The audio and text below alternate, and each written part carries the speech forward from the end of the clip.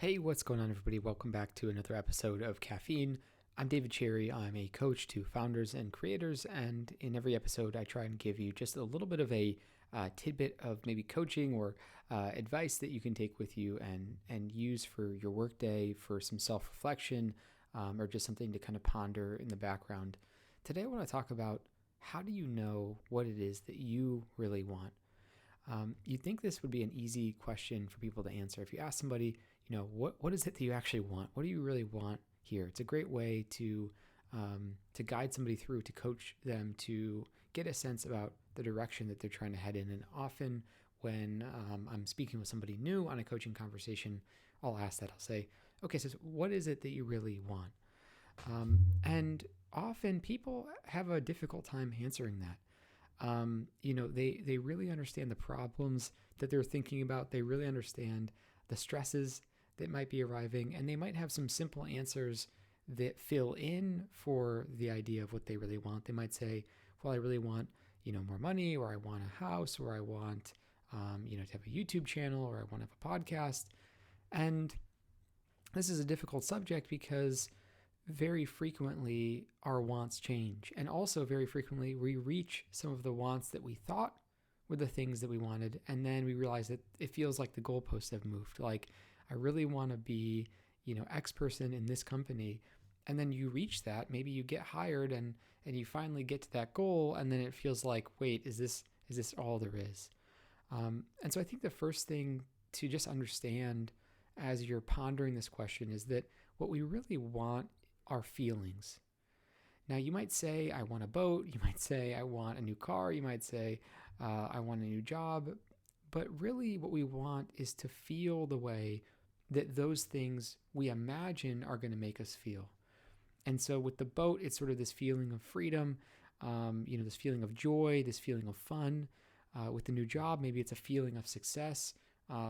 If you're joining some type of course, maybe it's you just want to feel like you're growing, and a course really helps you feel like you're growing, and it's fun to participate in because of that feeling. And so yes, you can pick up new skills. Yes, you can acquire things, objects, homes, cars, clothing. But really, when we buy that piece of clothing, and this is what branding and marketing is really about, we want to feel a certain way. We want that Gucci bag because the Gucci bag makes us feel differently than the other bag, just the everyday sort of Gap bag or whatever that you might pick up.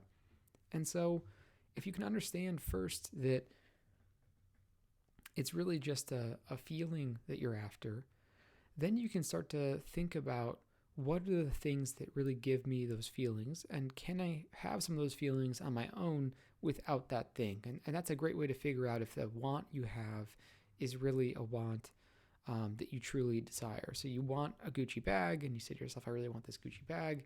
And what you really mean is, I really want to feel like the type of person who has a Gucci bag, or I really want to go through that experience of feeling the joy of buying the Gucci bag, whatever it might be. But just knowing that the feeling is the thing we're really seeking underneath all of the external success, or maybe the superficial aspects of certain successes, it's really the growth that we want. And this is what people mean when they say, the journey is the destination, or the journey is the reward. What they really just mean is that the feeling of growth on the path to mastery is a very enjoyable experience. And part of just getting good feelings out of life is having that growth that happens on a journey. And so when we start to look at what is it that we actually want, first we can understand that it's just the feelings, maybe not the actual objects. Then we can start to look at, what are the things that consistently give me those feelings? Are there substitutes? Is there another route to feel, to feel good about how I look instead of buying a new piece of clothing or whatever that might be? And so that's kind of the second layer down for understanding what you want. And to take it one level deeper, my sense about deciding for me what I want is, I really just have some basic sort of feelings that I'm after. And so one of them is joy, curiosity, and fun. And so when I'm trying to prioritize maybe what type of work I'm going to do today, I can think through that lens. I can think, okay, I have all these different things I could be doing with my time. I could be podcasting. I could be becoming an accountant. I could be becoming a doctor, whatever that is. what sounds interesting, what sounds joyful, what sounds fun, what sounds exciting to me of those different directions. And everyone's going to have a different answer for that. Some people think being, a doctor is a blast. Some people think being an accountant is a blast. Some people love numbers. They love to spend time on math or physics. So what is the thing that just feels joyful, exciting, and interesting? And you want to head in that direction, because no matter what, even if you're failing at doing it, if you're having fun, if it's interesting and you're curious about it, you're still going to be getting the feeling that you're actually seeking, even if the external result, I want to be a successful chemist, is different than I'm really fascinated by chemistry and I'm going to start pursuing this course and I'm enjoying it throughout the process. So if you head in that direction of joy, curiosity, and excitement, you can't really lose, because you have the feeling, which is what you're actually seeking, and then the extra benefit is maybe the material success that you're after. So the first question, if we go layers deep here, is to ask ourselves, what right now sounds joyful, fun? What am I curious about? What am I excited about? And that can help you prioritize a little bit of not what you want forever, but what you want today. I want to improve at this thing. It sounds interesting. I like to learn it. And so I'm going to spend time there. Now, you might say, David, that sounds like a sort of selfish conversation, or this conversation is a very selfish conversation. And that's where, to me, there's sort of a second aspect to this feeling thing, which is compassion. So if one side is sort of personal joy, intellectual curiosity, your own excitement, the things that really give you the feelings that you love on a consistent basis, that this long term, not just a little spike of dopamine, from making the purchase, but the more consistent, as I'm working on this or spending time on it every day, I'm feeling really good. The other side is compassion. And compassion is about being in service of other people. And this is where you'll hear a lot of other people talk about, you should be doing something for other people. You should be serving humanity. You really want to use your gifts to help other people. And we get a lot of joy, of course, out of helping other people. And I see this as a form of compassion. So you might be thinking to yourself, what do I want to do today? Oh, it would be so exciting and joyful to, spend the whole day shooting this video. But there is a neighbor I know, and I feel like they really could use help mowing the lawn or getting the groceries. And I feel compassion for this person.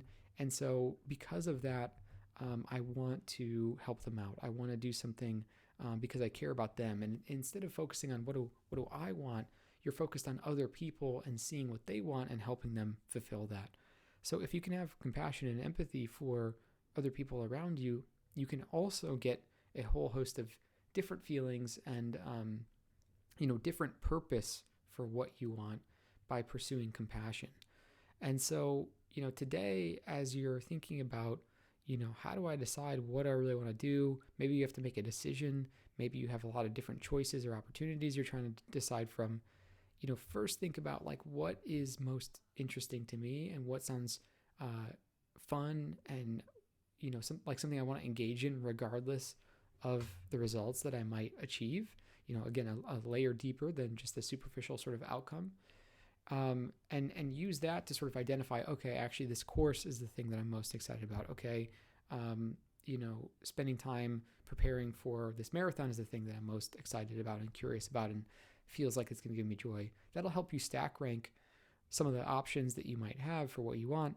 And then if you want to be more in a service-oriented decision-making framework for what you want, you can think about this compassion aspect, which is, what do the people around me need? How can it be helpful? What skills do I have that I could apply for this other person's wants and needs, so I can make them feel better? How do I help other people feel better? And you can sometimes have the mix. You can do things for both reasons, both purposes. And maybe, there's a phase of your life where it's a little bit more, call it selfish to pursue your own interest and excitement. And later there's a second phase where you feel more service oriented. I think whichever phase you're in is totally okay. But it's just about understanding for yourself what is going to be a more consistent source of meaning and excitement and insight for yourself. So hopefully this helps you determine a little bit more about what you want today, this week, over the coming weeks. And as always, feel free to leave a comment. I love to interact with people. Feel free to reach out if you want to send me a note, discuss coaching or anything of that kind. And I'll be back again very soon. Later.